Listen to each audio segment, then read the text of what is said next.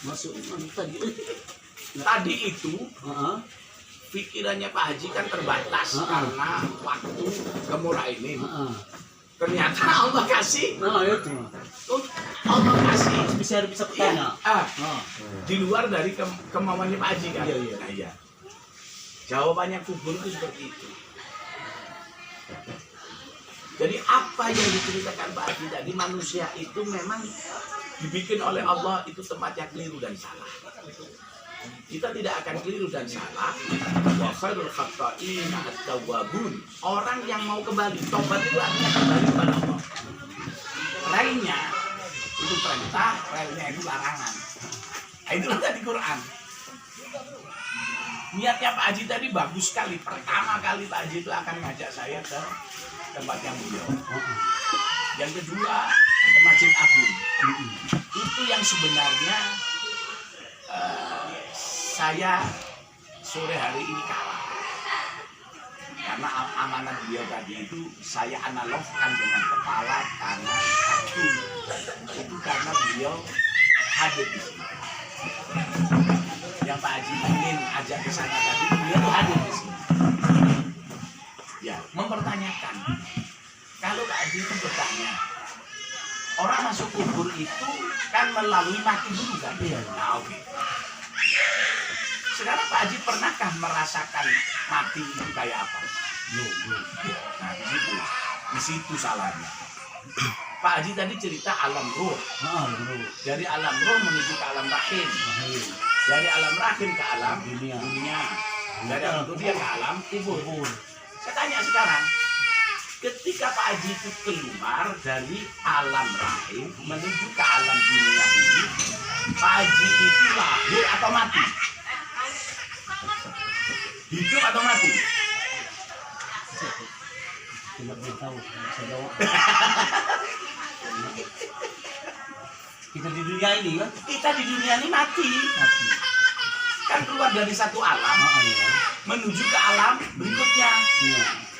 Sama aja kita nanti ini menuju ke alam berikutnya kan mati. Kenapa orang bilang ketika kita lahir itu tidak mengatakan mati? Hakikatnya mati kita ini. Seperti saya tadi bilang, tamu itu mayit. Orang hidup itu sama dengan mayit. Nah, siapa yang menghidupkan dan menggerakkan? Lagi-lagi Allah.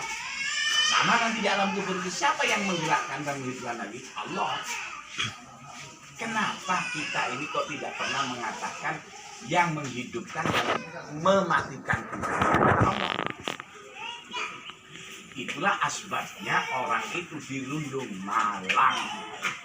Jadi antara hati dan pikirannya sendiri itu tidak mau menyatu. Tidak sinkron. Kenapa kok tidak sinkron? Karena tadi manusia itu banyak maunya. Maunya terlalu banyak, akhirnya dia bingung sendiri. Itulah namanya orang masih doyan duit. Padahal dia sendiri tidak ngerti duit. Kalau ditanya duit itu apa?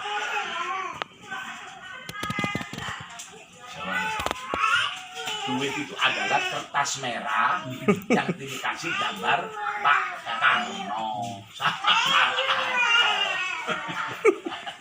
Kenapa kok kita bikin masalah? Duit itu adalah kertas merah. Ya kan? Nah,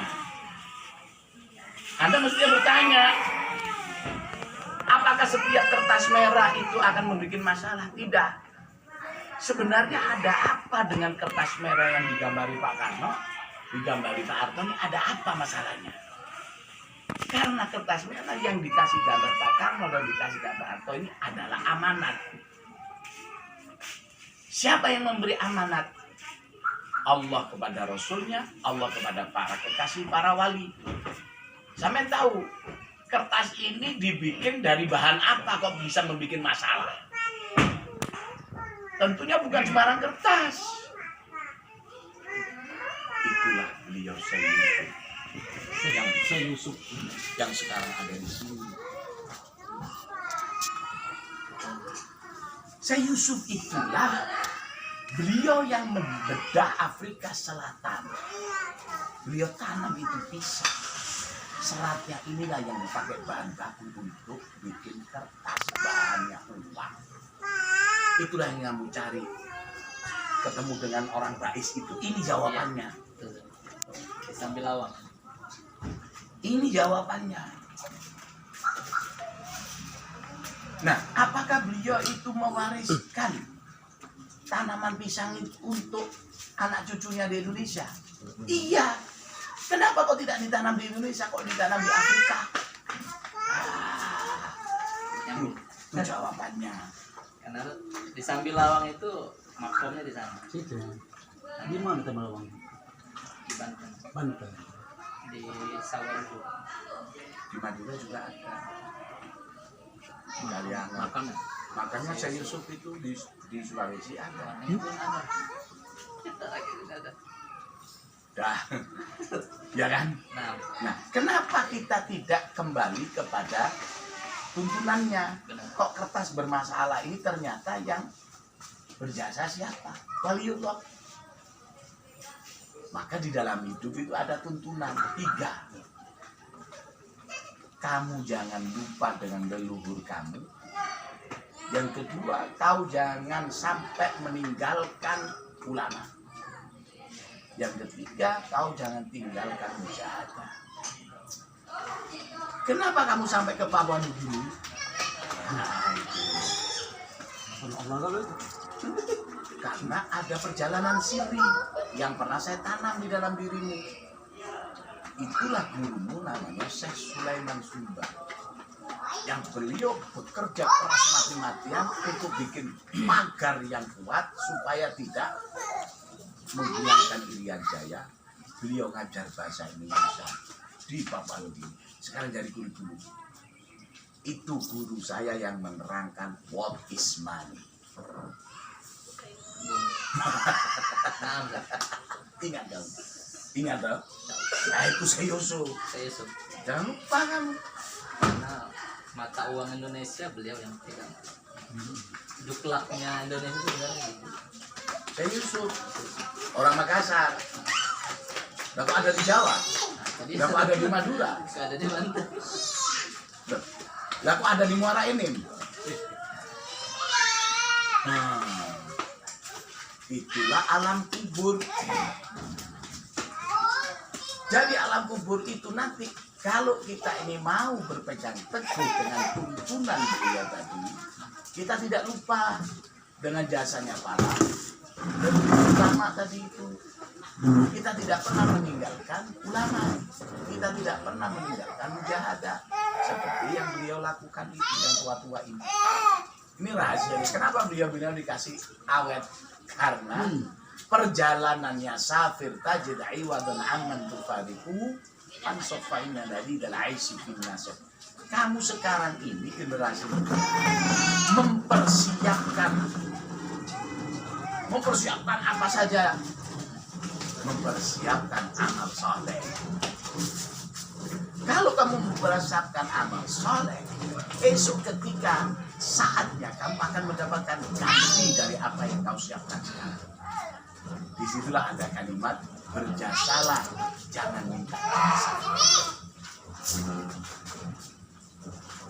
Nah, itulah saya dulu dikasih mandat oleh guru saya. 1, kamu belajar silat. Yang kedua, kamu harus puasa karep tadi.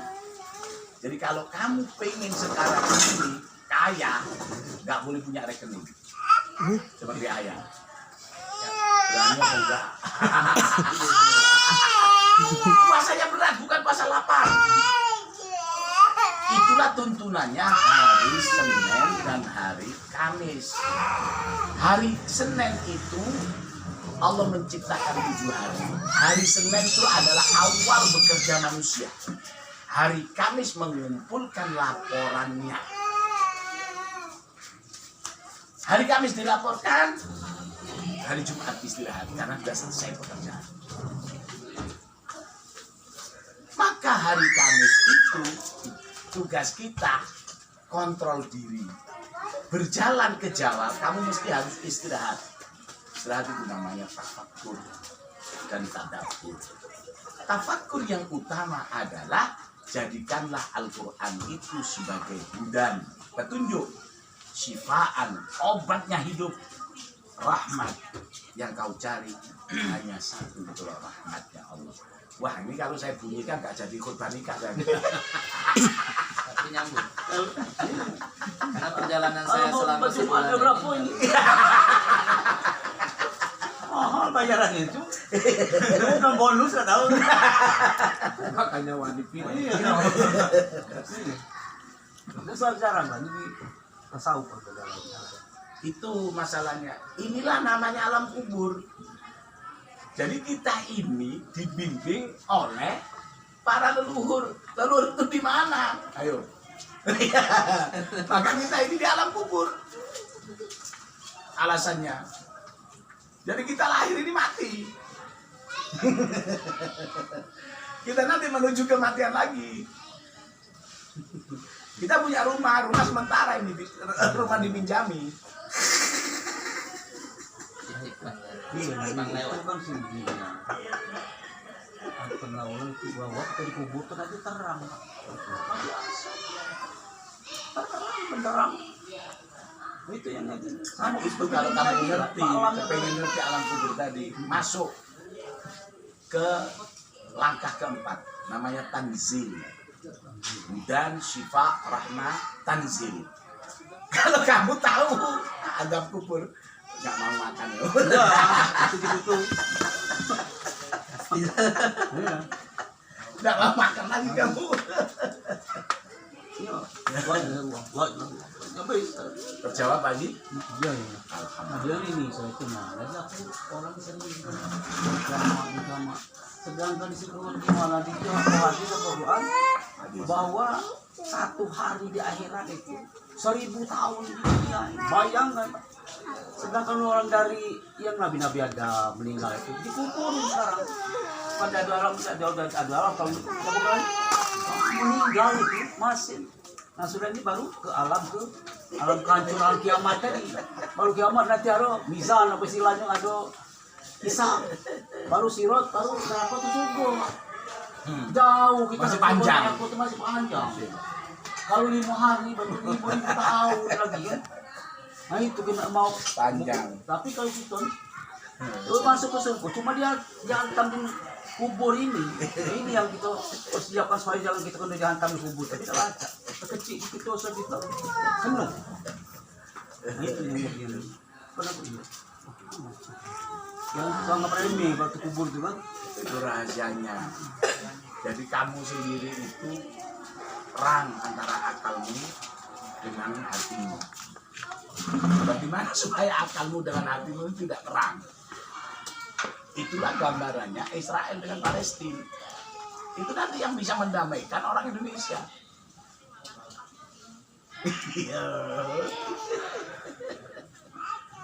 Nah, ini harus kita cari terus, kita cari nanti akan ketemu. Nah, yang tua-tua ini sudah menemukan. Masa hisab lama kalau 1 hari itu kita hisab. Pertimbangkan hasil baru ke mizan. Kalau sehari saya di dunia ini kan